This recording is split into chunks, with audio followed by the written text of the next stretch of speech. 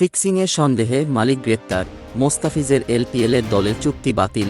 গ্রেপ্তারের পর কারাগারে নিয়ে যাওয়া হচ্ছে ডাম্বুলা থান্ডার্সের মালিক তামিম রহমানকে। এফপি ফ্র্যাঞ্চাইজির মালিক তামিম রহমান গ্রেপ্তার হওয়ার পর ডাম্বুলা থান্ডার্সের সঙ্গে চুক্তি বাতিল করেছে লঙ্কা প্রিমিয়ার লিগ এলপিএল। শ্রীলঙ্কার টি-20 লিগটিতে এবার খেলার কথা ছিল বাংলাদেশ পেসার মোস্তাফিজুর রহমানের।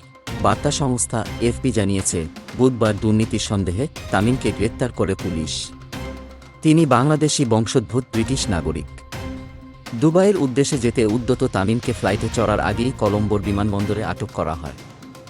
পুলিশ ও অভিবাসন কর্মকর্তার বরাত দিয়ে এফপি জানিয়েছে, তিনি ম্যাচ ফিক্সিংয়ে জড়িত বলে সন্দেহ করা হচ্ছে। ডাম্বুলা থান্ডার্সের সঙ্গে চুক্তি বাতিল করার কথা উল্লেখ করে এলপিএলের স্বত্বাধিকারী আইটিজি গ্রুপ এক বিবৃতিতে বলেছে, চুক্তি বাতিলের লক্ষ্য হচ্ছে এলপিএলের ভাবমূর্তি ও সুনাম অক্ষুণ্ণ রাখা। সর্বোচ্চ মানের ক্রীড়াসুলভ আচরণ যাতে অংশগ্রহণকারী সবাই মেনে চলে। ডাম্বুলা থান্ডার্সের মালিক তামিম রহমান বাংলাদেশি বংশোদ্ভূত ব্রিটিশ নাগরিক। এফপি গ্রেপ্তারের পর তামিমকে ৩ মে পর্যন্ত রিমান্ডে নেওয়া হয়েছে। ম্যাচ করাপেটা ও জুয়ার আয়োজন সংশ্লিষ্ট ক্রীড়া আইনের ২টি ধারায় তার বিরুদ্ধে তদন্ত করা হচ্ছে। ক্রীড়াক্ষেত্রে দুর্নীতির অপরাধ সংশ্লিষ্ট পুলিশের বিশেষ একটি বিভাগ তামিমকে গ্রেপ্তার করে। ৪ বছর আগে এলপিএল চালু হওয়ার পর এবারই প্রথম কোনো কর্মকর্তাকে এভাবে আটক করা হলো। শ্রীলঙ্কার আইন অনুযায়ী অভিযোগ প্রমাণ হলে বড় অঙ্কের জরিমানার সঙ্গে ১০ বছর পর্যন্ত কারাদণ্ড হতে পারে।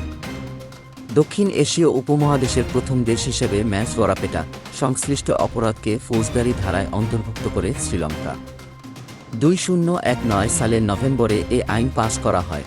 গতকাল হয়ে যাওয়া এলপিএলের নিলামে ডাম্বুলা দলে নিয়েছে ২-৪ জন খেলোয়াড়কে।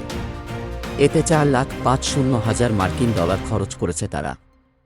সর্বোচ্চ $৮০,০০০ কেনা হয়েছে আফগান অলরাউন্ডার করিম জান্নাতকে।